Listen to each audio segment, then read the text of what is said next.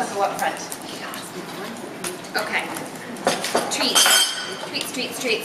So last night was a really big night for me. I had an opportunity to go in and present to the HR management class at Sheridan College. Oh, awesome! How about that? I know. And I go back tonight and do another class. And I spent a lot of time thinking about what I was going to say, because they happened to be doing the module on recruitment and selection. And it was actually through Rick Flanagan. It's Rick Flanagan's girlfriend, partner, wife, whichever. And she's lovely. She teaches this course, and we met and talked, and she said, I need to bring in a speaker to talk who knows about recruiting. Would you be willing? So I said, sure. So I spent a lot of time figuring out what am I going to say.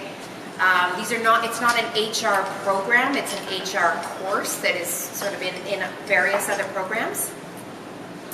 So I put together a presentation and I went in, and I had so much fun doing it. You know, when you're kind of in the moment, you kind of separate your head from the moment and go, this is really fun. And it was just a really engaged group of people, all different ages. Some are mature students working full-time. It was an evening class, so it was pretty fantastic. So I thought I would borrow from that for today's purpose, just to give everybody a little bit of a reminder about me and what I'm doing. So I think you guys kind of all know the story about how my kind of career path to becoming a recruiter. So I graduated university and stepped into a role in the not-for-profit field. I worked as a case manager and also started doing volunteer coordination. It was for the Ministry of Community Social Services. If anyone knows Community Living Mississauga, okay. So volunteer coordination is really where I started to get that love of connecting people. So I moved on into the employment agency industry and worked for many years. In fact, I worked for one company for about 7 or 8 years. I left that company to be an independent contractor. You guys met me in those days. And then more recently, as of February this year, I rebranded under my own company, Recruiting Concepts and Consulting. So what I'm doing right now is I'm focusing on helping companies to hire for positions they require. So as simple as that sounds, there's a lot of different ways for companies to go ahead and hire. They can do it on their own, they may know a friend, they can hire somebody in their family. There's umpteen ways that they can post and start to accrue resumes. I come into the picture when there's a decision made that they either don't know how to do it themselves, don't want to do it themselves, or perhaps have some kind of a bad track record. Not everyone knows how to interview, and not everyone knows how to spot the right fit for them. Not to mention, it's a very emotional decision for a business owner, any size of company. There's a lot at stake. So I follow a kind of a thought leader in my industry, a gentleman by the name of Lou Adler, who's written a lot of books about recruiting. He's actually been a recruiter himself since the 70s, and has a business somewhere in the States called the Adler Group. And he does a lot of blogging, and I fortunately came upon his blog post and got familiar with some of his theories, which I connect with immediately. One of the things that he believes and I apply to my business is something called performance-based hiring. So what's that? I'll read a little bit for a second. Actually, no, I'll read in my head. So performance-based hiring basically is a way of looking at, so as a company, before you start the process of interviewing, before you even start to go to market, post a position and start to get resumes and people coming in the door for interviews, what you want to do, and this is what I coach my companies, is to say to yourself, okay, what do I want this person to do? What is this job? What will they be doing day in and day out? And be complete in that picture. Have a really clear idea exactly what you want this person to be producing. Separately, you want to have a really clear idea of what kind of performer you're looking for. So what they're doing, and how will you know they're successful in the role? And that could be anything. If it's a sales position, maybe they'll have 10 new accounts within the first 6 months. Maybe that will be a sign to you you've made a good hire. It could be anything, depending on the role. So I gear the conversations with my clients to ask those questions so that I'm really clear on what that person's going to be doing before we worry about what the skills or the academics or the computer skills or all the stuff that fills the resume. Because we all know people can talk on a resume, right? So that's a simple premise around performance-based hiring, but it works. It works. So the things that I do day in, day out is I create and post job descriptions. I do the sourcing and soliciting of candidates. I do phone interviews, lengthy ones. I do first stage interviews. And then I go through a series of qualifying a candidate. And ultimately I will present usually no more than 2 to 3 people to my clients. We do assessments, we review, we talk amongst ourselves. I'm fully engaged in that process of helping them come to a decision, working through the emotion, the fear, the risk, whatever the case may be.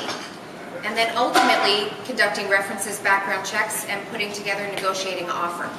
Once the person is actually hired, then I don't go away. I'm along for that ride as well, managing their placement, making sure that they're engaged, they're producing, they're getting along, they're connecting, that they're a good fit. So I do 2 things: full-scale recruiting, which is exactly what I've just described, and then the second thing I do, which is pretty much lined up for my small business clients, is I go in and teach them how to do it themselves. So that's really the consulting piece, where I can walk them through the process of how to attract and ultimately make a successful hire themselves. So, social recruiting, another little buzzword in my industry right now, which simply means that if you're an employer and you need to hire somebody and you're not using social media, you are not in the game. You are not going to attract top candidates, top talent. You're not in the game. So social recruiting is just a term that talks about how many options are out there to a company to attract talent. We all know LinkedIn. I use it heavily and find it's really useful. This week on LinkedIn, by the way. What's that? I could only find half of this group on LinkedIn this week. By the way. Really? You need to attend my LinkedIn workshop, okay? So, good people know good people. That's a term that we've all heard. It's the absolute truth. So, there's a difference between active candidates and passive candidates. Simply put, active candidates have made a decision to be looking for work. They might be still employed or they might be unemployed, but they're actually in the process of finding new employment. The passive ones are the ones that may not be definitively job searching, but may be in a position where, if something came along, they might be open to a new challenge. So I have to find both. I have to always be looking for people that could fall into both categories. And how I go about that is my networking, a lot of networking, and then also using my social media. So some of my favorites are Indeed, of course my website. We'll talk about my website shortly. If a position is really tricky, there are a lot of trade associations or associations in general that offer options to post positions. So I imagine in your industry there's probably quite a few associations that you may be part of. Those may have a website in which you can actually post positions on for a fee. 90% of them would charge a fee. I have paid those fees to find certain people. Strong, well-written postings that draw excitement and divulge pertinent information is critical. Not to mention making sure that my clients are in that social media game. So there's a little, I'll send you guys this. This is, you'll recognize this. This is they call it social media recruiting starfish, and it just is all the umpteen ways that you can use your social media to get the word out that you're hiring. So YouTube, LinkedIn, Facebook, blogs, Google AdWords, constant contact. There's umpteen. This went over really big. This was the section I talked about last night where social media recruiters. So 69% of recruiters have rejected a candidate because of what they saw on social networking sites. It's powerful. And this was a fairly young group of students last night, and their eyes kind of, I got their attention all of a sudden. And I know for a fact, I would say pretty exclusively all of my clients at some point or another, with a candidate that I have submitted, they will go on to their Facebook.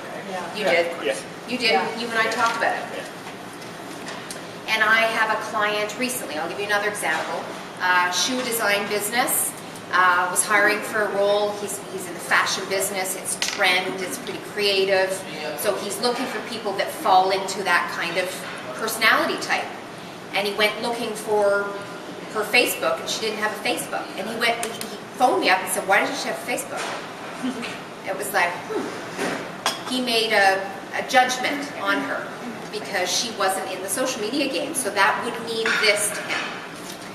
So some of the most common mistakes, especially for the younger workforce, anybody have a guess on what kind of mistakes people make on their social networking sites that can bite them? Yep. Okay. Whatever goes up on social media rarely gets down, okay? So the advice that I would have is make sure, even for teens, you don't put out stuff that would haunt you. Okay, be specific. This is prizes. Okay. Mistakes. Oh, mistakes. Drunk photos. Okay. Anything rock photos. Too many bathing suits. Drunken Too photos. much body Yeah, stuff. inappropriate photos. Absolutely. Too many cries for help. You have to go We back need and write too to the many times businesses, kids they remove the cry for crap. help on their Facebook. And make sure you go in your settings and say, I want to buy I it. need you. It's like, you know what, you're so depressive. How are you going to be in my work environment? Right? Exactly. How are you going to be a customer? So I think I should say, we have people who tweet from the wrong account, and they tweet from the work account rather than the personal account, and then causing serious downfalls. How about pictures with drug gangs? In a drunken stupor haze. But complaining about their job. Yes. And also just stupid things put on me. I cooked this for dinner tonight. You know? Oh, yeah. Sorry if anybody did that. No, it's true. My favorite was muffin. Yeah, a picture of the muffin. I don't care. Okay. Eating a muffin right now. So the biggest mistake, obviously, so 11% inappropriate photos, 11% inappropriate comments, posted about drinking, drugs, negative comments about their previous employer, discriminatory comments. But the biggest one is that people lied about their qualifications. So in my world, your social media has to match your resume. Right? Your dates, your education, you can get yourself tripped up. So it's something to be cautious about. Last thing I'm going to say, and I'm going to be fast, benefits to employers to use recruiters. Saves time and cost. Candidate reach, meaning simply, I have exposure knowing so many people for as long as I've done this. I know people that they may not have access to in their world, that may not respond to their posting if I weren't involved, or if a recruiter weren't involved. Lots of recruiters are specialized. I myself am a generalist recruiter, but there's lots of folks that do what I do that are focused in certain areas. Common, IT, engineering, that idea. And then beyond sourcing is where I get involved in the bigger picture, really working my clients through their decision. Because again, as I mentioned, any decision for any company, doesn't matter the size, it's an emotional decision, and there's a lot of risk. So, that's all. Thank you guys. Awesome. We have time for 2 questions. Questions?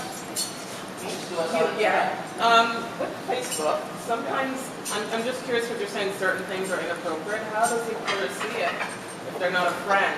A lot of people have open Facebooks. Or very simply, even if you can't get into their account, your photo is viewable with your name. So if you're, of course. you know, in your photo, right? So, Thanks so much, Krista. I have a question for you. yeah. Should be keeping it on track. The question I have is, do you also do, let's say for example, if my team is in India and I'm looking, my team's in India, I'm recruiting in India almost every time, if I have a set of resumes already sorted out, would you do a phone interview just to vet them? Absolutely. Okay, great, thank you. I've done that So, many times. so there's a kind of an a la carte service available with you. Absolutely. Okay, awesome, great.